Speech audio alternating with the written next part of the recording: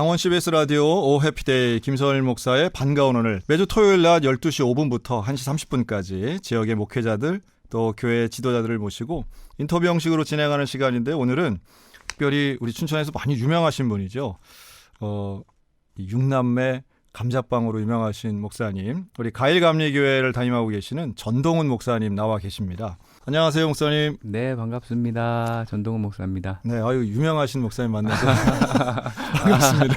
글쎄요, 아직은 잘 모르겠습니다. 야, 아마도 예. 최근에 우리 춘천에 계시는 목사님들 중에는 가장 언론에 인터뷰 많이 하시고 예, 주목받으신 분이잖아요. 예, 갑작스럽게 그렇게 됐습니다. 네. 예. 그래서 저도 사실 그 감자빵 먹어봤거든요. 아, 그러셨어요? 예. 그때는 그 이름이 육남매 예, 감자빵인데 예. 이건 이제 이름 바뀌게 됐다면서요, 이번에 목사님? 아직은 육남매 감자빵이고요. 네네. 저희가 네. 간판 단지가 아직 뭐 채 1년도 안 돼서 네. 예, 아직 간판 값은 조금 더 써야 될 것 같아서 저 일곱째가 조금 이제 글자를 알아볼 만하면 바꿀까 생각 중입니다. 대단합니다. 일곱째. 예, 예. 언제 태어났어요, 목사님? 7월 10일 날 태어났습니다. 이제 뭐 예. 이제 한 달도 안 됐네요, 진짜. 그렇죠. 이제 3주 네. 주일날 그때 예배 마치고 밤에 양수가 터져가지고 예, 가일리에서 이제 차를 타고 나가서 이제 월요일날 출산을 한 거죠. 예. 어쨌든 축하드립니다. 아유, 감사합니다. 네. 그러면 이 7남매 중에 예. 가일리에서 출산한 건 예. 몇 명이에요? 5명이 되는 거죠. 이야, 그렇군요. 예. 첫째, 둘째 100일 때 저희가 가일리로 들어갔거든요. 예.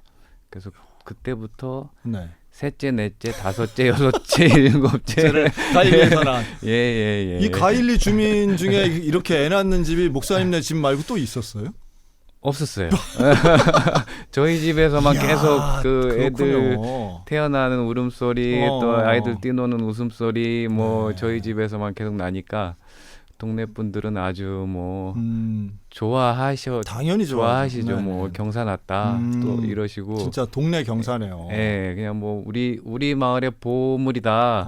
그리고 뭐 우리가 복이 있다 이렇게 우리가 계속 아이들을 볼 수 있다는 게 예, 그렇게 동네 분들이 함께 즐거워하고 있습니다. 자, 예. 그러면 이제 궁금해하실 게 이제 네. 청취자분들이 이런 거 궁금하죠. 제일 큰 애는 몇 살이에요? 큰 애가 이제 20살입니다. 20살. 예. 20살부터 예. 이제 이 한 살. 한 살. 예. 요새는 이제 만 나이가 돼서 0살. 근데 예. 일단 이름 한번 해볼까요? 그러면? 다 외울 수 있을지 모르겠네요. 이야, 목사님 그 누가 들으면 진짜 한 줄 알겠어요. 저희 그냥 번호로 부르기도 합니다. 야, 무슨 번호를 부른다고요? 네, 저희도 헷갈려가지고. 헷갈려가지고. 네. 야, 소대장이네. 네. 예, 첫째가 태랑, 예, 둘째가 해준, 그러니까 아들이에요. 예, 아들. 그리고 셋째가 딸 해서 딸? 수. 그럼 전수네요, 얘는. 예, 그렇죠. 네. 그래서 이제 저희가 한 셋째까지 그냥 평범하게 그렇게 저도 마무리가 되는 줄 알았어요. 그래서 그때부터 좀 터울이 생깁니다. 예, 두 살 나가다가. 그럼 대학교 1학년, 현재 지금 둘째는 고등학교 2학년, 중학교 3학년. 셋째는 중학교 3학년. 계속 이제 2살로 이렇게 평균적으로 나가다가 그 다음에 이제 넷째는 지금 초등학교 6학년. 이제 그때부터 이제 3살 차이. 아들. 예, 얘가 성진이. 네, 넷째. 그 다음에 다섯째가 성은이. 성은이는 지금 10살. 초등학교 3학년. 예. 네. 그리고 전에 한참 터울이 있었어요. 그렇네요. 예. 네. 그리고 이제 여섯째가 5살. 5살. 성실이. 예, 성실이. 예. 그리고 이제 이번에 7째 성우를 낳게 된 거죠. 그러니까 이제 5남 2녀네요. 네, 독수리 오형제라고 그럽니다. 독수리 오형제 진짜. 예. 야, 그냥 저도 뭐 저희도 애가 셋이지만 엄청 먹겠는데요? 저희가 그 뭐 가끔 마트나 이런데 장을 보러 가면 그 캐셔 하시는 분이 어린이집에서 오셨냐고. 그렇지. 왜냐면 뭐 계란을 뭐 그냥 뭐 몇 판씩 사고 우유를 뭐 짝으로 사고 이러니까.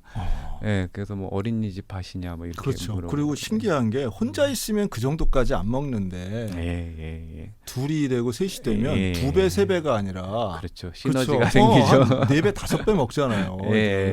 경쟁이 더 큰 동기부여도 하고 하는데. 그래서 뭐 요즘 쌀 뭐 쌀이요? 쌀이 많이 남는다 이런 얘기가 나오잖아요. 예, 저희 집에서는 그게 있을 수 그게 없지. 있을 수 없는 얘기. 네. 예, 쌀이 막 저기 쌀이 자주 떨어져요. 그리고 그래서 제가 늘 하는 얘기가 왜 그런 부모들 계시잖아요. 우리 애가 뭐 밥을 안 먹는지 뭘 안 먹는지 그러면 예. 형제 많은 집을 일단 집어넣어라. 저희 교회는 이제 아들만 제일 큰 애가 그 초등학생인 아들만 내신 집이 있는데 그런 형제 많은 집 애들은 안 먹는 거 뭐 이런 게 없는 거예요. 편식이라고 하는 건 없는 것 같아요. 저희는 뭐 다 챙겨주지 못하니까 큰 아이들 같은 경우는 알아서 아침에 밥해서 먹고 가요. 밥해서 먹고. 뭐 자기까지 뭐 어떻게 뭐 차려줄 거 기대 못하고. 현실이 딱 눈에 보이니까. 예, 그렇죠. 그렇죠. 예, 아침에 일어나면 자기 밥 해 먹고 빨래한 거 딱 챙겨가 자기 옷 입고 그러고 학교 갑니다. 그렇겠네요. 그리고 리더십이 있겠네요. 1번 같은 경우는 뭐 그렇죠. 1번 같은 경우는 권위가 있겠는데. 네, 가끔 제가 형이라고 부르고 싶어요. 사실 저는 막내거든요. 저는 목사님은 집안의 막내고. 저는 넷째거든요. 넷째 막내인데 걔는 일단 어쨌든 첫째, 7명 중에 첫째잖아요. 그래서 그러니까 아빠가 봐도 제가 형 봐도 같은데? 뭐 이런 저는 이렇게 누워서 그냥 야 이거 이렇게 좀 해, 저렇게 좀 해 하는데 이제 걔가 벌떡 일어나죠. 걔가 벌떡 일어나서 동생들 가서 왜 그래 이렇게 아빠처럼 그리고 손잡고 나가요. 저는 누워 있고. 저는 이게 뭔지 알겠어요. 왜냐하면 저희도 1번하고 3번이 11살 차이 나거든요. 그러니까 얘가 지금 저희 셋째가 이제 중학생인데 꼼짝을 못해요. 형 제일 무서워하죠. 저도 뭐 그 막내 어릴 때는 야, 네가 무등 태워줘. 야 아빠는 안 되겠어. 해서 했는데 큰 형님이 아주 톡톡히 노릇을 하고 책임감이 엄청 커요. 지금도 이제 엄마가 출산해가지고 감자빵집 이제 엄마가 못 하고 있잖아요. 네, 그렇겠네요. 그래서 이제 빵집을 운영을 해야 되는데 저희 큰 애가 하여튼 뭐 아침부터 저녁까지 지금 이제 대학생이니까 방학 기간이고 마침 그래서 학교는 어떻게 춘천에서 다니나요? 아니면 다른 춘천에서? 네. 그래서 이제 둘째, 셋째는 이제 일하다가 도망가는데 첫째는 끝까지. 전태랑 화이팅. 전태랑 화이팅입니다. 그러니까 문도 걔가 잔 거예요. 저는 그냥 따라 나오고. 따라 나온다고요? 저는 따라 나오고 열쇠도 걔가 꼭 챙기고. 뭐 거의 그냥 사장 마인드예요. 마인드고 엄마의 보호자고. 그렇죠. 엄마 걱정도 제일 많이 하고. 그렇습니다. 그렇군요. 애들 사이에서도 이렇게 막 7명이 한데 어우르다기보다 조금 더 친한 이런 사이들이 있겠죠. 뭐 방을 같이 쓴다든가. 그렇죠. 그러니까는 일단은 뭐 저희가 방은 사실 아이들 따로 독립 공간을 여지껏 잘 주질 못했어요. 현실적으로 좀 어렵겠죠. 현실적으로 교회도 작은 데다 사택도 그렇게 좋은 형편이 못 돼가지고 그래서 이제 좀 아이들이 좀 어렵게 컸죠. 둘째가 그래서 이제 저희가 이제 최근에 마을에 농가를 하나 매입을 해서 리모델링을 했어요. 저희 식구들이 도저히 사택엔 살 수가 없으니까. 그래서 집을 두 채로. 마을은 같은 마을인데 교회 인근에 농가를 매입해서 큰애들 셋을 분가시켰죠. 이게 분가. 분가인데 그래. 빤히 보이는 집. 그렇죠. 근데 이제 거기가 그 옛날 그 농가다 보니까 그 아궁이 온돌방이 있어요. 전통 가옥이네요. 그래서 이제 둘째 같은 경우가 이제 온돌방을 쓰고 있는데 이제 나이 드신 분들은 부럽다 그러실 수 있는데 허리 지지는 방이잖아요. 근데 이제 얘는 뭐 이제 청소년이잖아요. 한참 사춘기. 그렇죠. 고등학교 2학년이 뭐 허리 지질 일이 뭐가 있겠어요. 그러니까 중3 때부터 이제 그 집을 썼었는데 근데 얘가 학교 가서 자꾸 자기 몸에서 불 냄새가 난다는 거죠. 불을 떼는 방이니까. 그럴 수 있겠네요. 그래서 근데 불을 때면 불 냄새가 나나?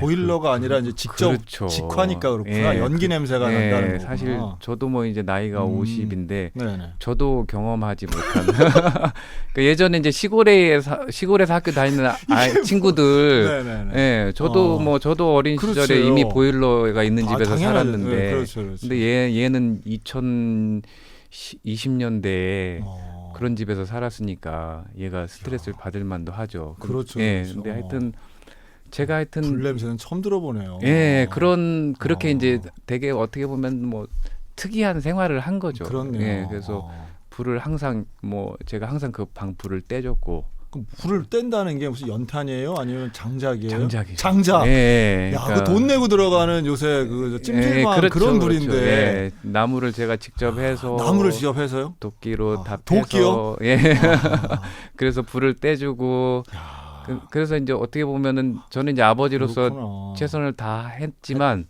얘는 이제 고등학생한테는 조금 어렵네요. 예, 그래서 굉장히 왜 우리 집은 이러냐, 그럴 수 왜 있지. 우린 이런 데서 살아야 되느냐 그런 원망 아닌 원망도 듣고 그랬는데 그래서 이제 저희가 감자빵집 하면서 최근에는 네네. 이제 큰 아이들은 읍내에 있는 아파트 월세를 아하. 얻었어요. 아유, 그래서 이제 몇 달 안 됐는데 주택 현대화가 이루어졌네. 예, 그래서 그때 아이들이 이제 처음으로 이제 엘리베이터 누르고 다른 친구들처럼 누구나 하는 비밀번호 누르고 집에 들어가는 디지털 도어. 예, 그거를 이제 아이들이 어. 처음 해보고 그런 그랬었죠. 경우가 많죠. 특히 목회자 자녀들 중에는 예. 그런 경험들 많더라고요. 예. 저도 많이 보는데 네. 특히 교회 사택에 사는 우리 목회자 자녀들이 예. 소원이 그 청소년 때 예. 엘리베이터 있는 아파트. 예. 짜장면 시켜 먹고. 그렇죠. 예. 뭐 배달 음식 되는 뭐 이런 게 되게 누군가에게는 아주 평범한 그렇죠. 일상인데 예. 그 나이 때 예. 뭐 그렇죠. 제한적인 주거 그렇죠. 조건에 살고 있는 예. 아이들한테는 그래서 너무 이제 뭐 특별한 거죠. 버스 타는 거 이런 것도 아이들이 대중교통을 별로 이용해 보지 않고 음. 그래서 저희 셋째가 이제 나와가지고 학교를 갔다 오는데 버스를 자꾸 연거푸 잘못 타는 거예요. 그래서 이제 제가 어디서 내렸는데 자기가 어디 내린지도 모르고 그래서 막 설명 듣고 찾아가서 제가 이제 데리고 오고 막 이런 그러면서 제가 이제 짜증이 난 거. 야 너는 벌써 지금 중학생인데 버스 하나 못 타냐 막 이랬는데 옆에서 듣고 있던 저희 둘째가 아빠 우린 이제 세상에 나왔어. 전해준 화이팅. 네. 어. 네, 그런데 제가 한편 마음이 아프더라고요. 그렇죠. 예, 그렇죠. 미안하고. 미안하고. 그래서 뭐 그 뒤로는 제가 뭐 말하지 않고 이제 뭐 지금은 뭐 아이들이 뭐 버스 전철까지 타고 막 홍대까지 갔다 오고 그래요. 굳이 또 홍대를 갔다 오는군요. 네, 이제 걔네들한테는 신세계죠. 네, 신세계. 홍대 입고. 네. 자녀들을 이렇게 키우면서 네. 느끼는 첫째, 둘째, 셋째, 이제 곧 넷째, 다섯째 이제 스토리들이 될 텐데. 참 목사님 그냥 평범한 자녀들 얘기인데도 너무 특별하게 들리네요. 그렇죠. 요즘 시대에는 조금 특별할 수 있죠. 아이들이 뭐 그냥 물고기 잡고 여름철이면 요즘 같은 여름철이면 물고기 어떻게 잡아요? 뭘로 잡아요, 물고기를? 그럼 뭐 낚시도 하고 뭐 그 어항 같은 거 넣어놓는 거 있잖아요. 개울에다가. 네네네. 예. 있죠, 그리고 있죠. 그냥 뭐 더우면 그냥 집에서 뛰쳐나가서 그냥 풍덩하는 거죠. 풍덩. 예, 그런 환경이거든요. 다른 예. 친구들 필요 없이 그냥 예, 형제 자기들끼리. 남매가 그냥 예, 노는 예, 거잖아요. 자기들끼리 그냥 뭐 어떤 놀이 공동체가 형성이 돼서 실컷 노는 거죠. 그래서 저는 이제 그게 굉장히 보기 좋았어요. 그래서 내가 아빠로서 그렇죠. 애들한테 좋은 걸 주고 있다고 생각을 했는데 이제 그게 조금 청소년기가 되니까 한계가 오더라고요. 그렇죠, 그렇죠. 한계가. 그럴 수 아이들한테. 있죠. 예. 그래서 저희 넷째 지금 이제 초등학교 6학년 걔는 뭐 10살 이 정도부터 물고기 배를 탔어요. 그래서 매운탕 자기가 끓여서 막 성진이. 예, 매운탕을 좋아하니까 그렇죠. 물고기를 잡아서 그냥 하면 엄마가 짜증내니까 자기가 다 손질해가지고 예, 엄마 매운탕 끓여달라고. 대개는 아빠가 해주는데. 그쵸. 대개는 아빠가 해주는데 저는 옆에서 구경하고. 구경하니까 예, 형진이가 했구나. 예. 근데 그런 거 보면 환경이 예. 얼마나 중요한가 예. 하는 것도 알 수 있는데요. 예. 그 여기가 지금 사북면 가을리. 가일리. 예, 아름다울까 날일. 뷰티풀 데이. 예, 그렇습니다. 뷰티풀 데이라고. 예. 네. 가일리. 예. 근데 이 가일리 주민이 그렇게 많을 것 같지는 않은데요, 선생님? 그렇죠. 신문에도 나왔지만은 네. 지금 이제 저희 성우가 50번째. 그러니까 50여 명, 예. 50명 거주하는 동네에 예. 참 그러면 목사님네 가족만 한 9명. 9명이면 20%를 20%. 야, 이거 뭐 그리고 뭐 연령대도 가장 젊으시겠네요. 그렇죠. 네. 예, 제일 젊다 보니까 뭐 어느새 뭐 이장 하라고 그래서 이장도 하시고 9년 차 하고 있습니다. 아이고야. 그러면 예. 이렇게 명절 때는 그런 예. 다른 집에 뭐 자녀들도 오시고 하나요? 명절 때는 일단 저희가 이제 고향에 가는데 오히려 이제, 목사님이 가시고. 이제 저희가 이제 처가댁하고 저희 집하고 가는데 음. 차가 한 대 안 되기 때문에. 그렇겠네요. 예, 저희가 교회 차량이 따로 없어요. 이제 아직까지 뭐 차량이 동네가 작고 뭐 이렇게 뭐 차량 운행할 정도 뭐 굳이 그런 상황은 아니라서 네. 그러니까 승합차가 없다. 얘기죠? 승합차가 네. 없고 그냥 저희 승용차하고 승용차. 이제 제가 이제 농사일 쓰는 트럭만 있거든요. 아. 그러니까 한 차에 안 되는 거죠. 그래서 이제 두 차로 나눠서 가거나 네. 아니면은 이제 인근 교회 아는 음. 목사님들한테 승합차를 빌려서 그냥 타고 가거나 그러죠. 야, 뭘 해도 예, 예. 큰 행사네요. 그렇죠, 그렇죠. 그러네요. 없는 저희 거는. 가족이 한번 움직이면 식당 들어가도 뭐 한 테이블에 안 되고. 근데 이번에 7째 출산한 다음에는 음. 뭐 언론에 많이 나오시더라고요. 예, 그러니까는 제가 비유하기를 마치 마지막 한 방울의 물이 떨어져서 그 컵이 넘친다는 저희 예화들을 목사님들이 많이 쓰시잖아요. 그렇죠. 한 번만 더. 퀀텀 점프. 예, 그게 된 것 같아요. 어. 6째까지는 사실 잠잠했어요. 큰 6째까지. 관심을 안 받으셨대요. 예, 그러니까는 이제 물론 이제 지나다니다 보면 이제 할머니 할아버지들한테 이제 엄청 관심을 받았죠. 할머니들이 이렇게 고개가 돌아가면서 이렇게 세기 시작해요. 그러다가 6을 다 센 다음에 일단 뭔가 좀 놀라운 눈초리로 저희를 쳐다보면서 이렇게 물어보시죠. 이게 다 가족이냐고. 이게 다 당신들 가족이냐, 당신들 애들이냐 이렇게 물어. 야, 저게 너네 엄마 맞냐? 뭐 이렇게 물어. 예, 그랬었는데 이제 7째는 정말 무슨 뭐 정말 마지막 한 방울이었는지 갑자기 뭐 굉장히 전국적인 폭발적인 글쎄 말이에요. 예, 관심을 받게 되니까 저희들도 좀 놀랍기도 하고 당황스럽기도 하고 한편으로 또 그리고 이렇게 관심을 받으니까 또 기쁘죠. 뭐 저희들 이렇게 관심 가져주시니까. 일단은 행정자치단체장들 다들 뭐 반가워하고 네네 뭐 도지사님 편지 써주시고 시장님 막 전화해주시고 네. 그래서 뭐 야 이런 일이 있구나. 이런 일이 있구나. 그리고 어느 그 구두 회사에서는 또 뭐 구두 회사 대표님께서 그 신문 기사를 언론 기사를 보시고 감동하셔가지고 야 당신이야말로 애국자 이러시면서 그러시면서 아이들 교육비에 써달라 그래서 1억을 세상에 기탁해 주셨습니다. 김원길 대표님 감사합니다. 저 아직 지금 얼굴도 모르는 분이 아이고야. 단지 신문 언론 기사만 보고 감동하셔가지고 이런 아이들을 위한 정말 그 뭔가 뒷받침이 돼야 된다 이렇게 하시면서 막 직접 전화 주셔가지고 기탁 의사를 밝히시고 응원해 주시고 정말 내가 도울 수 있는 거 돕겠다 이렇게 해주시니까 정말 막 갑자기 심장이 막 벌렁벌렁 뛰면서 그렇죠. 눈물이 팍 쏟아지더라고요. 진짜 저도 몰랐어요. 제가 왜 우는지를 모를 정도로 눈물이 팍 쏟아지더라고요. 그래서 말이 안 나올 정도로. 그렇죠. 근데 아마 그 뭐 대표님 마음도 같을 거예요. 야, 이런 가정들이 많았으면 좋겠다 이런 생각일 거고.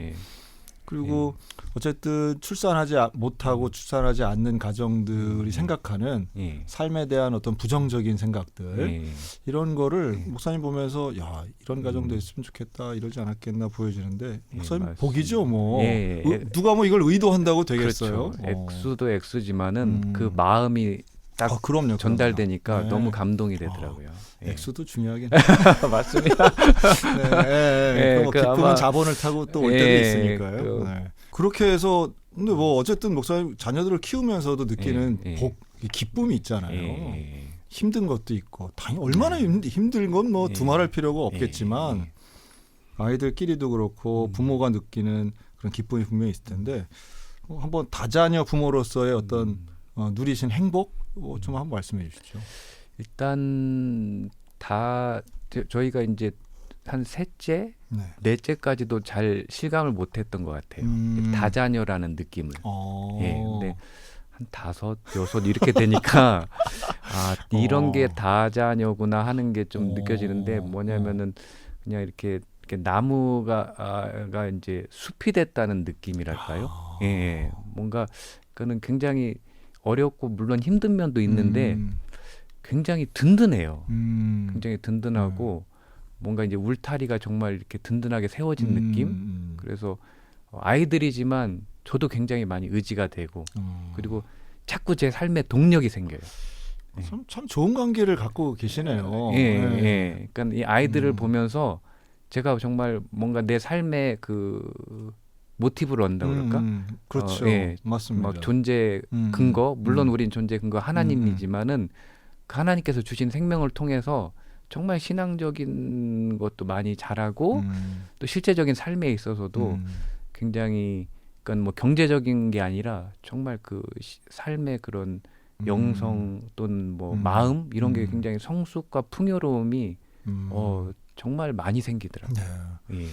그렇죠. 전 네. 가정을 집이나 이렇게 예. 울타리로 표현하시는 걸 봤는데 숲으로 표현하시는 걸 처음 봤네요. 예, 숲이 된 느낌이에요. 숲이 된 느낌.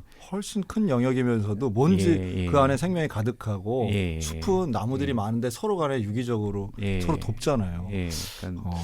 셋째, 넷째까지는 힘들다는 생각이 더 컸던 것 같아요. 예, 그래서 한편으로는 아내를 좀 원망할 때도 있었어요. 아내가 굉장히 원했거든요. 아이를 더 갖기를 원했거든요. 근데 저 같은 경우는 이제 글쎄 그랬었는데 낳아 보니까 힘든 거예요. 힘들죠. 네, 힘들고 그럼요. 또 어렵고 뭐 제 생활이라는 게 거의 그거 없어지는 당연하죠. 거잖아요. 잠도 제대로 못 자고 예. 또 애 자주 아프기도 하고. 그렇죠. 근데 그게 이제 다섯째, 여섯째 하면서 어떤 한계를 딱 넘어서니까 예. 지금은 뭐 제 인생에서 가장 잘한 일 잘한 중에 하나가 아이들을 많이 낳은 일이 아닐까 생각할 정도로 다섯을 낳아야 되는군요.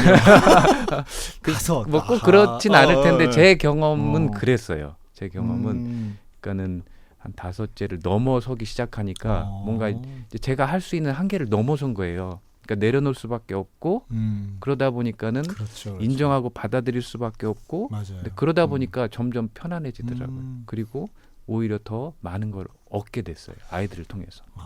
예. 상당히 공감이 되고 예.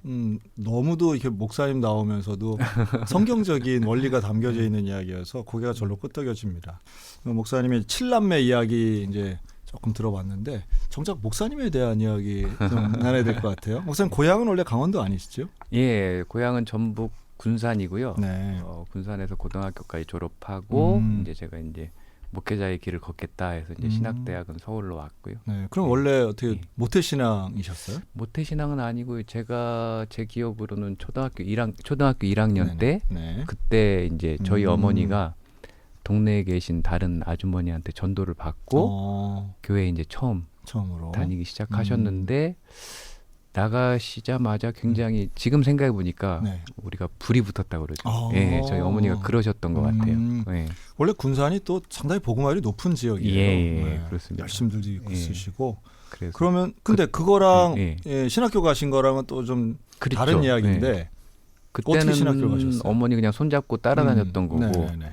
그러다가 이제 쭉 신앙생활은 이제 어머니가 이제 아버님까지 이제 인도하셔서 이제 어머니는 권사님이 되시고 아버지는 장로님이 되시고 아이고야, 두 분이 그러시군요. 이제 아무래도 열심히 신앙생활 하시다 보니까 어린 자녀들도 뭐 자연스럽게 교회에서 많은 시간을 보내게 됐죠. 네. 그러니까 학생부 활동도 열심히 하고 뭐 중고등부 때 뭐 학생부 회장도 하고 이렇게 하다 보니까 이제 온통 관심이 신앙적인 게 됐죠. 예. 그래서 이제 진로를 결정할 때 뭐 어떻게 뭘 내가 뭘 하고 사는 게 의미가 있을까 나름 이제 고등학생쯤 됐으니까 고민을 했던 것 같아요. 근데 네네. 그때 제가 생각한 게 그래도 목사가 돼서 사는 게 제일 의미 있지 않을까? 그래서 어떤 막 그 신앙적인 막 뜨거운 막 그래서 어떤 뭐 계시 뭐 이런 건 없었고요. 은사 체험보다는 네, 그런 것보다는 자연스럽게 그냥 가만히 곰곰이 생각해 보니까 그래도 목사로 사는 게 제일 행복하고 의미가 있겠다. 네. 이제 그래서 신학대학을 당시 저는 고3 때까지 이과였거든요. 그때만 해도 대입 시절이니까. 네네, 그렇죠. 예, 그래서 이제 대입만 문과로 옮겨서 보고 신학대학에 진학을 했죠. 아유 뭐 예. 그럼 고등학교 졸업하면서 바로 신학교 가신 그런 케이스네요. 예. 그렇습니다. 그렇게 해서 신학교 졸업하시고 이제 전도사 생활 하시는데 담임 전도사를 하셨어요. 예, 이제 서울에서 이제 신학 대학 다닐 때는 이제 네. 교육전도사 생활 이제 서울 인근에서 네네네. 했었고요. 그러면서 이제 제가 7살 나이에 네. 첫 목회를 시작하게 됐죠. 예. 이게 사실은 목사님 연배에 그렇게 흔한 일은 아니었을 것 같은데 담임 전도사로 하는 게 우리 조금 더 선배 때 아마 많이들 하시고 했을 텐데. 예, 그때 이제 그러셨군요. 전북 정읍에서 네네. 어떻게 이제 목회 자리가 잘 연결이 되면서 네. 제가 이제 대학원 아직 마치지 않았을 때였어요. 예, 그때 이제 담임 전도사로 특별했네요. 네. 예, 시작을 했는데 이제 총각으로 시작을 한 거죠. 총각이면서 전도사님이 예, 담임 사역을 시작하셨네요. 예, 그래서 당시에 이제 뭐 몇 분 안 되는 이제 할머니 성도님들 뭐 분들이 항상 기도 제목이 우리 전도사님 장가 보내달라고. 그렇죠. 이게 사실은 예. 20세기에는 많았는데 21세기는 좀 드물거든요. 예. 장가 보내기. 예. 그래서 이제 그렇게 몇 년을 총각 전도사로 있다가 결국 목사 안수를 총각으로 또 받았어요. 아이고. 예, 안수 받을 때까지 네. 예, 결혼을 못했죠. 예, 그러다 이제 제 동기가 네. 저를 불쌍히 여겨가지고 자기 육촌 동생을 소개해 주더라고요. 그게 이제 지금 사모님이시네요. 예, 육촌이 뭐 가까운 사이는 아닌데 그래도 그 동기가 자기 육촌 동생을 소개해줘서 지금 아내를 만나서 3개월 만에 결혼했어요. 만난 지 3개월. 그렇죠. 뭐 결단하고 만나면 예. 뭐 다른 거 뭐. 예, 제가 급했었죠 그때는. 그렇죠. 아니 뭐 결혼을 전제로 만난 거니까 3개월 아니라 뭐 예. 더 짧아도 가능합니다. 예. 그 사모님이랑 결혼하셔서 이제 울산에서 또 부교육자 사역을 하셨네요. 예, 울산에서 그때 2006년, 2004년에 제가 이제 울산에 가서 결혼하고 얼마 안 돼서 이제 아내하고 울산 감리교회 이제 부목사 사역을 하게 됐죠. 예. 그러니까 호남, 영남 있으시다가 강원도로 오셨는데 어떻게 춘천에 오시게 된 계기가 뭐 있을까요? 제가 울산에서 3년 이제 부목사 생활을 하면서 이제 울산은 대도시잖아요. 그렇죠. 대도시의 공업도시고 또 이제 부목사 생활은 이제 큰 교회였으니까. 그렇죠. 유명하죠, 울산. 예. 그래서 이렇게 사역을 하다 보니까 제 심성이 아무래도 이렇게 도시 이런 특히나 공업단지 이런 곳에 이제 성도님들과의 관계나 뭐 목회 사역이나 이런 건 굉장히 행복했어요. 또 많이 사랑해 주셨고. 근데 제 심성이랄까 이런 기본적인 마인드랄까 그런 게 자꾸 시골 쪽을 향하더라고요. 난 아무래도 농촌 목회 사역이 더 나에게 맞는 것 같다. 그런 생각이 많이 왔어요. 네. 그래서 이제 아내한테 계속 얘기를 하고 이제 아내도 그렇다면 농촌 목회 자리를 찾아봐라. 참 특별하시네요. 그 젊은 나이에. 네, 그러니까 사람들이 보면은 꼭 도시 목회할 것 같은 사람이 그렇죠. 저 시골로 꼭 들어갔다고 그런 말씀들을 많이 하셨는데 하여튼 모르겠어요. 제 마음이 자꾸 그렇게 가더라고요. 그게 부르심이죠. 예, 그런 부르심은 농촌도 있고 뭐 섬 목회도 있으시고 그러니까 사실 지역에 대해서는 다른 사람들이 뭐 이해할 게 아니라 나와 하나님과의 관계니까 그건 충분히 뭐 그럴 수 있죠. 그래서 그때 울산에서도 가끔 성도들한테 제가 그랬어요. 뭐 성도님들은 지금 생각해 보면 성도님들이 별로 듣기 안 좋으셨을 것 같은데 시골로 가고 싶다. 뭐 그렇게 얘기할 수 있겠죠. 그러면서 나는 시골에 가서 그냥 농사지면서 그냥 같이 그렇게 살면서 그냥 그때는 정말 농담처럼 얘기했어요. 그냥 시골 가서 이장도 하고 근데 정말 그게 이 말이 씨가 된다고 정말 그렇게 되더라고요. 참 귀하네요. 근데 목사님은 그렇게 생각할 수 있는데 사모님은 그때 그렇게 얘기하면은 시골 가서 나 이장할래 이러면은 사모님 뭐라고 그러셨어요? 그때 아내가 이제 24살에 저한테 시집을 온 거거든요. 그러니까는 불과 뭐 25, 그렇죠. 6 이 정도 나이였으니까 지금으로 치면 뭐 아직 결혼도 안 했을 한참 그런 나이죠. 그러니까 근데 아내가 그래도 감사한 거는 장인 장모님이 농촌 목회를 오래 하셨어요. 목사님이세요? 네, 지금 은퇴하셨는데, 그러니까 이제 그 경험이 오히려 저는 이제 군산 지방이지만 어쨌든 도시에서 살았고 그렇죠. 농촌 경험이 없고 아내는 경험이 있었던 거죠.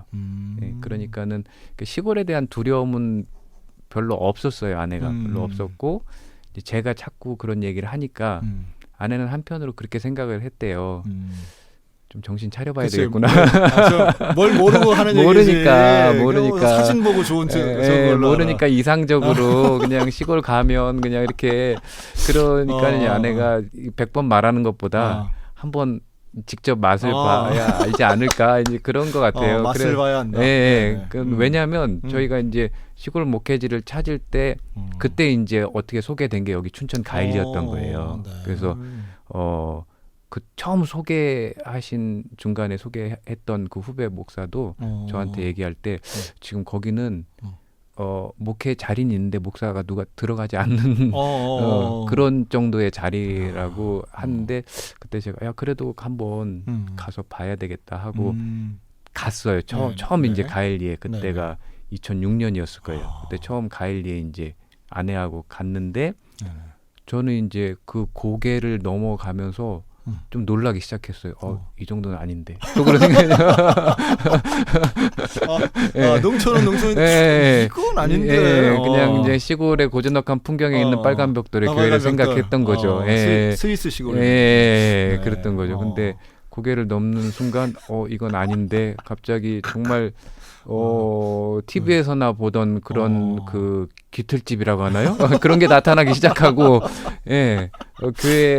교회에 도착했는데, 너무 정말, 좀 이런 표현이 그렇지만 너무 누추했어요. 당연히 그랬겠죠.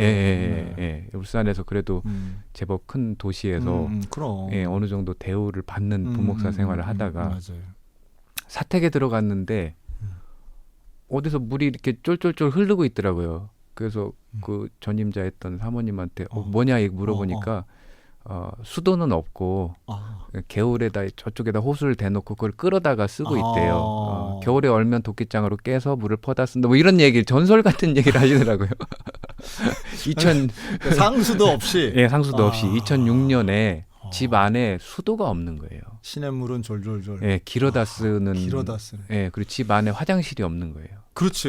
이거 되게 맞아요. 밖에 나가는 재래식 화장실. 그렇지. 그게 되게 당황스럽지만 제법 있는 상황이죠. 그래서 맞아요. 방은 한 칸이고.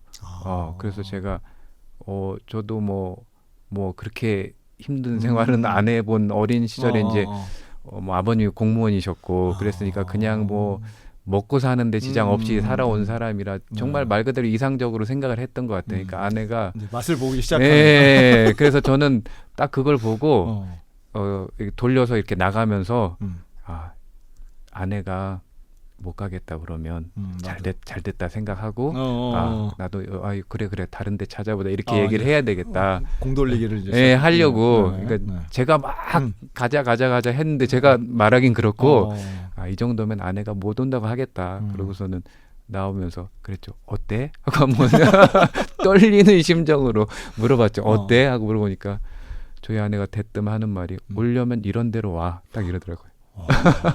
오려면 이런 데로 와. 그래요? 그러니까는 그때 아내가 그랬대요. 좀 정신이 번쩍 나겠다. 사모님 대단하시네. 맞아요. 그때가 아내가 25-6밖에 안 됐는데.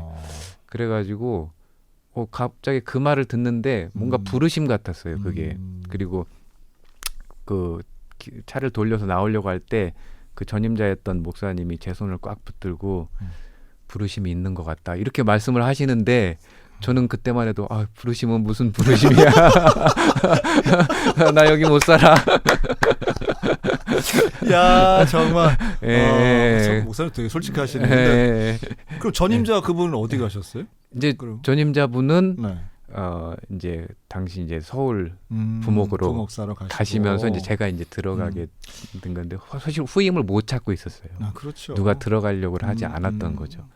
그분도 고생 많이 하셨겠네요. 그렇죠. 그때 제가 듣기로는 뭐 사모님이 거의 우울증이 올 정도가 돼가지고 그래서 그럴 수 있죠. 그래서 안 되겠구나 하고 이제 후임자를 찾았던 그런 상황이었던 거죠. 근데 그냥 오려면 이런 데로 와.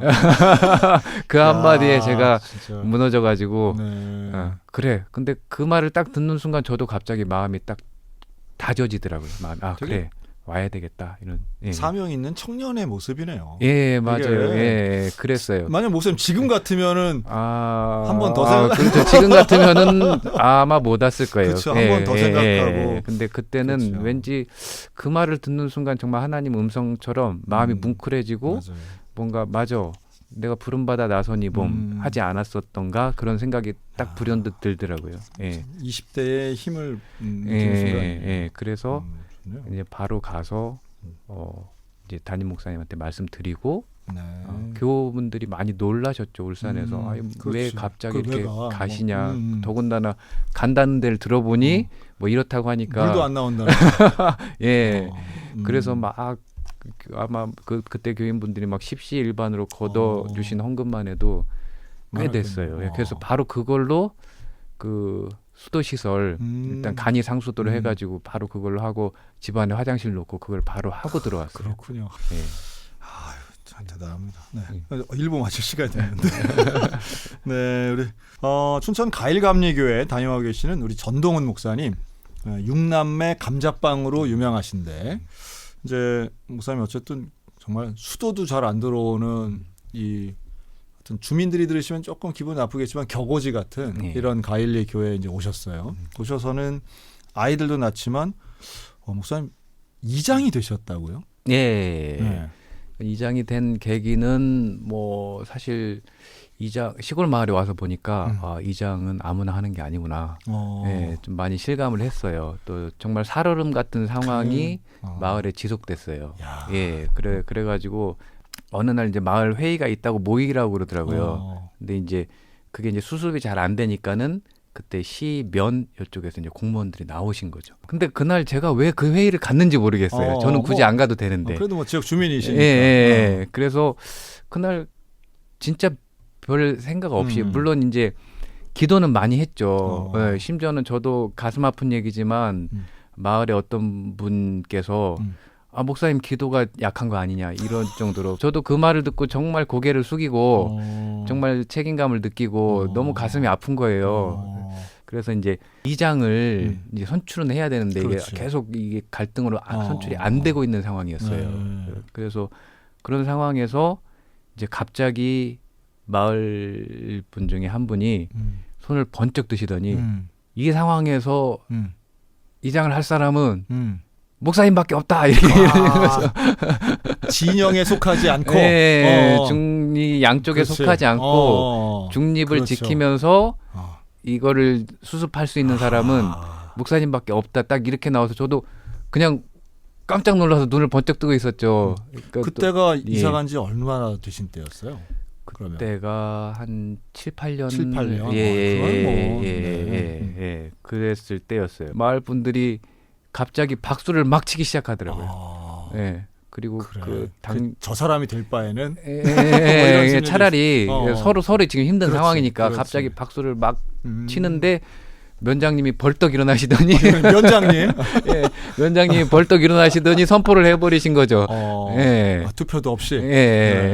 그 면장님도 얼마나 이게 머리가 아프셨겠어요. 그러니까 이거 잘 됐다 그러고 이제 수습을 하신 거죠. 그래서 갑자기 그 박수와 함께 그냥 갑자기 정말 생각지 않은 이장이 그날부로 이장이 된 거죠. 야, 우리 방송에 지금 이장하시는 목사님들이 계속 나오고 계십니다. 그러니까 농촌 목회, 어촌 목회 마찬가지인데 지역에서 가장 젊고 가장 신뢰받고 가장 유능한 분은 목사님들이신 것 같아요. 혹시. 그렇죠. 그래서 제가 이제 쭉 하다 보니까 농촌 목회 하시는 목사님들 또 이제 농촌 목회 들어가는 젊은 목회자들은 좀 그런 마음을 아예 가지고 출발했으면 맞아요. 좋겠어요. 내가 마을에 들어가서 정말 마을의 한 직임을 맡으면서 그 공동체에 좀 봉사하고 헌신하고 하는 일을 해야 되겠다 하는 제가 힘들긴 한데 막상 해보니까 정말 교회 안에만 있었을 때하고는 다르죠. 맞아요. 많은 영향력 그리고 정말 실제적으로 사람들이 필요한 일들을 해줄 수 있게 되고 그 많은 보람도 생기고 물론 이제 힘든 부분 또 목회자가 하기에 조금 맞지 않는 부분도 많이 생기더라고요. 그래서 사실 지금도 갈등일 때는 많아요. 정체성의 혼돈이 와요. 이장 일을 하다 보면 그렇죠, 그렇죠. 예, 그러니까 마을 분들도 여러 가지로 부르는 거죠. 어이 이장, 어이 이장 이렇게 하는 분들도 있고 목사님 이런 분들도 있고 또 이제 본의 아니게 뭐 이장 일이라는 게 이게 이권이 왔다 갔다 하는 일들도 있고 그렇겠죠. 그러니까 굉장히 조심스럽고 위험해요.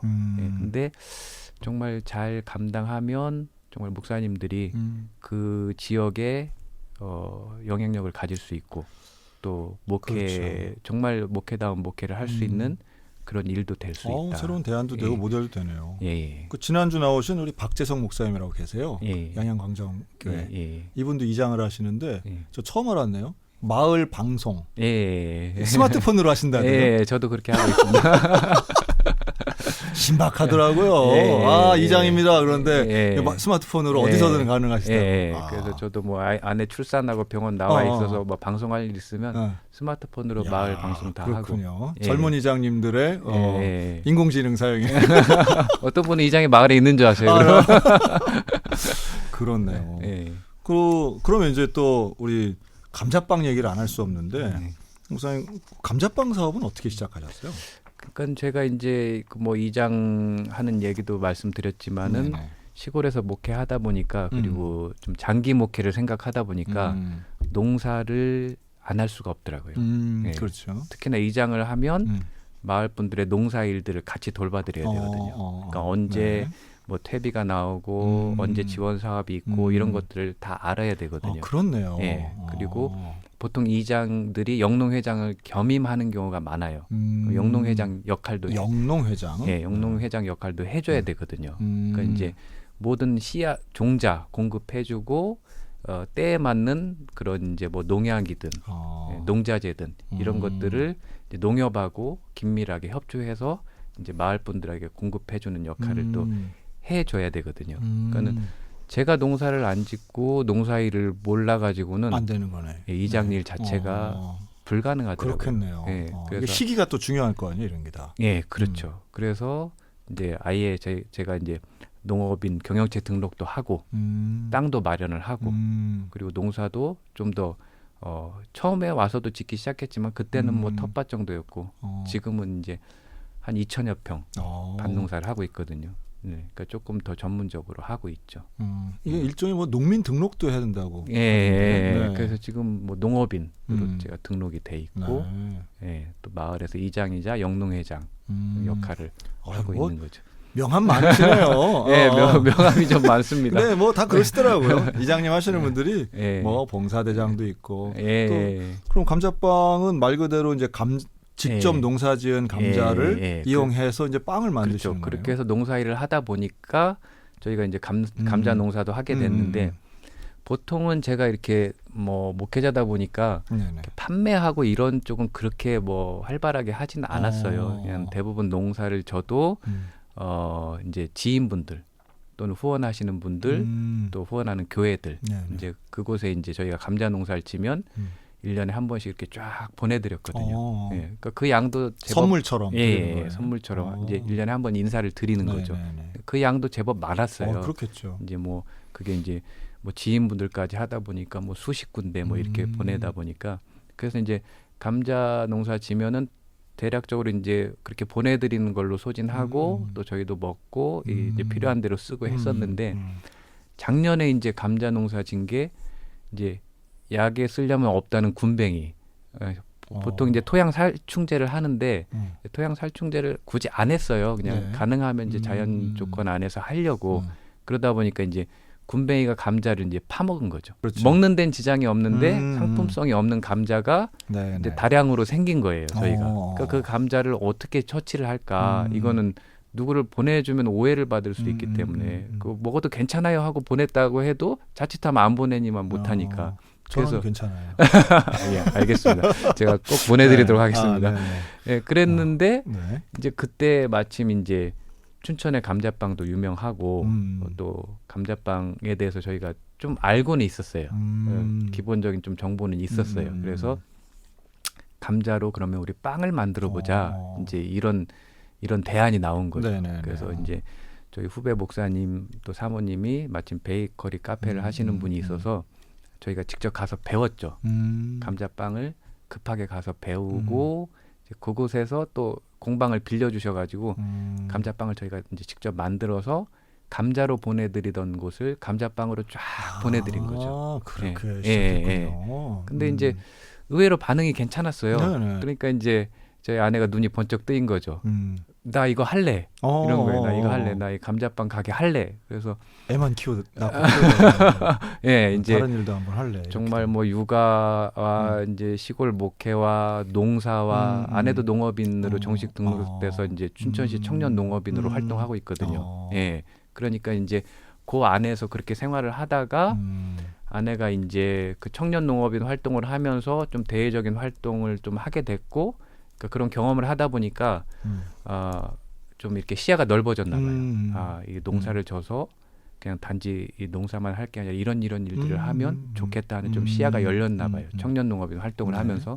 그러던 차에 감자가 그렇게 되니까 빵을 만들기 시작했고 반응이 좋으니까 뭐 요즘 6차 산업 얘기를 많이 하잖아요. 그러니까 그냥 농산물을 그냥 농산물로만 판매해가지고는 농촌에서 경제 활동 유지하기가 힘들거든요. 그러니까 이제 이거를 가공을 했을 때는 부가가치가 뛰는 거니까 그래서 이제 그런 것들이 좀 생각이 트이니까 감자빵 가게를 해보겠다고 그러더라고요.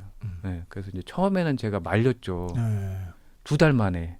2달 만에 감자를 캐기 전까지만 해도 전혀 생각하지 못했던 빵 가게잖아요. 네, 그래서 그 2달 만에 빵 가게를 하겠다고 하니까는 일단 비용은 어떻게 할 거며. 그렇죠. 자영업이 만만한 게 아니거든요. 그래서 어떻게 할 거냐 그랬는데 아내가 자기 앞길을 막지 말라고 그랬나? 하여튼 그런 표현을 썼어요. 자기 앞길을 막지 말라고. 하려면 이런 데 와서 해. 그렇죠. 내 앞길을 막지 마. 단호하면서도 분명하시네. 그래서 또 이거 막았다간 큰일 나겠구나. 그래가지고는 이제 제가 이제 같이 준비를 했죠. 그래서 이제 그때부터 뭐 서울로 어디로 다니면서 중고 오븐 이제 구하러 다니기 시작했고 또 이제 장소도 물색했고 해서 이제 마침 이제 알맞은 지금 현재 감자빵 집을 저희가 찾게 됐고 또 저희하고 위치적으로나 뭐 월세 이런 면들이 그래서 가장 적합해서 이제 그 정말 소자본으로 저희가 아마 2천만 원으로 가기를 시작했던 것 같아요. 그러니까 리모델링에 장비까지 다 해서 2천만 원으로. 그래요? 네, 거의 불가능한 일을 가게세까지 첫 달 내는 것까지 2천만 원으로 다 끝내고 이제 시작을 했죠. 그러니까 말 그대로 그냥 가지고 있는 거 이렇게 저렇게 다 끌어서 다 한 다음에 아무것도 없는 상태로 이제 시작을 한 거죠. 야, 이거 뭐 딱 이게 은퇴자가 이렇게 하면은 바로 되게 불안한 시작이긴 그렇죠. 한데. 그 제가 궁금한 건 이렇게 할 때 자녀들의 반응은 어땠어요? 애들은 굉장히 즐거워했어요. 그렇죠. 뭔가 이제 새로운 일이 시작되고 엄마 가게가 있으니까는 그렇죠. 나갈 일이 생기고 그래서 그 뒤로 그 맹모 삼천지교란 말도 있지만은 저희 아이들이 갑자기 노는 패턴이 달라지더라고요. 메뉴판 써놓고 이건 얼마예요, 손님? 이건 얼마예요? 저희 아이들이 그러고 놀기 시작하더라고요. 물고기 배 따던 애가 이제 메뉴판을 쓰고 하는구나. 그렇게 놀기 시작하더라고요. 그래서 한편으로 재밌기도 하고 자본주의 스타일로 바뀌었네요. 근데 이제 한편으로 걱정이 되기도 했죠. 그러니까 처음에 이제 아내한테 그렇게 되면 우리가 지금 뭐 이장 일 하는 것만도 그런데 야 목회가 제대로 되겠냐. 또 제가 이제 목회자로 또 좀 걱정이 되더라고요. 뭐 장사한다 이런 게 또 어떤 이미지가 될까. 그래서 저는 굉장히 걱정을 많이 하고 우려를 많이 했어요. 야, 그 우리가 뭐 하나님이 다 여태까지도 하나님이 주시는 거 먹고 살았는데 또 이렇게 하다가 우리가 또 잘못하면 격길로 가는 거 아니냐 이제 이런 걱정도 많이 했는데 아내는 굉장히 단호하더라고요. 그렇게 얘기하지 말라고 그러더라고요. 그렇게 구분하지 말아달라고 그러더라고요. 내 앞길을 막지 마. 그래서 그래 그럼 한번 해보자. 어떻게 되는지 나도 모르겠지만 정말 뭐 앞으로 향후 어떻게 펼쳐질지 모르고 시도를 한 것 같아요. 어떤 풍파가 닥칠지 모르고 이제 시도를 한 건데 그래도 감사하게도 여지껏 적자가 안 났어요. 지금 얼마나 되셨죠? 그래서 그러니까 작년 하지 때 감자를 캐고 저희가 빵을 야, 배우고 그렇구나. 오븐 뭐 구하러 다니고 지금 가게 1년 된 넣고 거네요. 그러니까는 정식 오픈이 11월이에요. 아, 작년 11월. 네. 예, 그러니까 올 11월이 되면 이제 딱 1년이 되는 거죠. 야, 아직 네. 1주년 안 됐네요. 네, 아직 채 1년이 안 됐어요. 네. 그 처음에는 간판도 달지를 못했어요. 간판 달 돈이 없어서 간판이 생각보다 비싸더라고요.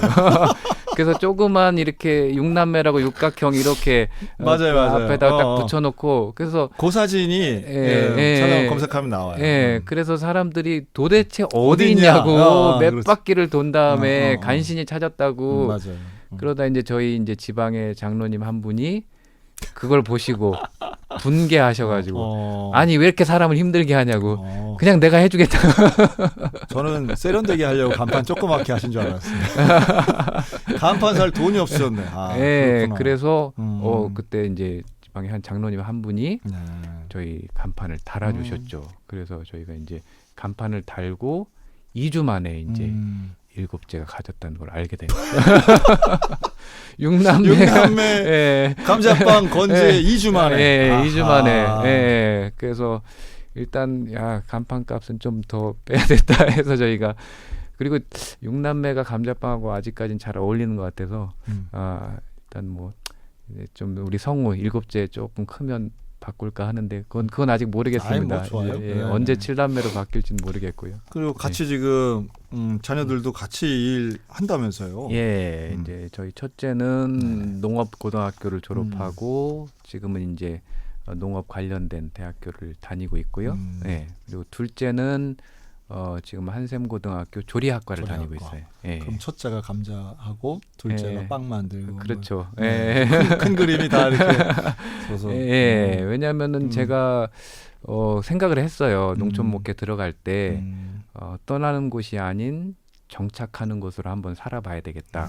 예, 그런 네. 생각을 했거든요. 그래서 사실 농촌 사시는 지금 할머님, 할아버지 분들도 이제 농촌 소멸에 대해서 걱정은 많이 하시지만 정작 자기 자녀가 농촌에 살기를 원하시진 않거든요. 그게 이제 아이러니죠. 예, 그게 아이러니예요. 네네. 예. 남들은 와서 살면 좋겠다. 근데 내 자식은 떠나야지, 맞아요. 예, 이런 거죠. 맞아요. 저희 가정이 있다는 거는 좋아하시지만 정작 뭐 본인들의 자녀가 들어오겠다고 하면 말리시거든요. 말리죠. 네, 맞아요. 근데 제가 이제 그거를 탈피해야 되지 않나. 그래서 일단은 내가 내 자녀한테 자신 있게 여기 살 수 있는 그런 환경을 만들어야 되겠다. 그렇게 생각을 했고 그래서 저희가 6남매 감자빵을 시작할 때도 그냥 감자빵 가게로 하지 않고 굳이 농업회사 법인을 만들었어요. 네네. 네, 농업회사 법인을 만들어서 좀 장기적인 플랜으로 보고 돌파구로 해서 저희가 앞으로 좀 이 농업회사 법인 예농하우스 예배하는 농부를 줄였거든요. 예, 예농하우스가 정말 내 자녀들이 이어서 살 수 있는 또는 누군가 들어와서 살 수 있는 그런 환경을 만드는 기업이 됐으면 좋겠다 하는 그런 꿈을 가지고 있죠. 목사님 요거 뭐 예농하우스까지 요 내용을 아마도 이런 농촌 지역 목회자들에게는 강의 많이 하실 수 있을 것 같은데요. 예, 아직까지 뭐 해보지는 못했는데. 그렇죠. 사실은 이게 좋은 대안 목회가 되고 모델이 될 수 있다고 보고요. 그리고 저출산 극복과 함께 목사님 좀 많이 좀 알려줬으면 좋겠네요. 목사님의 사역과 지난 20년 가까운 요 목회 여정과 지역과 함께온 이 스토리가 좀 많이 알려져서 이거 분명히 한국 교회에 새로운 돌파구 될 수 있다고 저는 보는데. 그러니까는 제가 그래도 뭐 다른 분들에게 자신 있게 얘기하는 게 제가 뭔가를 뭐 가일리에 들어가서 목회를 뭐 되게 뭐 정말 눈에 띄게 잘했다 뭐 이런 거는 사실 없어요. 근데 제가 자신 있게 말할 수 있는 거는 거기서 살았다. 당연하죠. 예, 거기서 살았다는 거하고 그 다음에 자녀들을 그곳에서 낳아서 기르면서 그렇죠. 정말 그 이런 표현 뭐 방파제랄까 그 지역 사회가 그 유지될 수 있는 그런 역할. 그렇죠. 예, 근데 그게 어떻게 보면 기초고 기본이잖아요. 그럼요. 예, 근데 그거는 꼭 누군가 해야 된다. 예, 그래서 그거를 제가 감당하고 있다는 부분은 그래도 좀 아유, 제가 그럼요. 소신 있게 말할 수 있는 것 아유, 같아요. 그럼요. 예, 이거 예. 저도 널리 광고하고 알도록 하겠습니다. 아이고. 예. 야, 우리 춘천 가일감리교회 담임하고 계시는 우리 전동원 목사님과 함께 자녀들 이야기, 또 감자빵 이야기, 또 예배하는 농부, 우리 예농하우스 이야기까지 함께 나눴는데요. 앞으로도 목사님 큰 기대를 가지고 아이. 목사님 사역 응원하도록 하겠습니다. 네, 감사합니다. 네, 목사님 오늘 나와주셔서 감사합니다. 네, 감사합니다.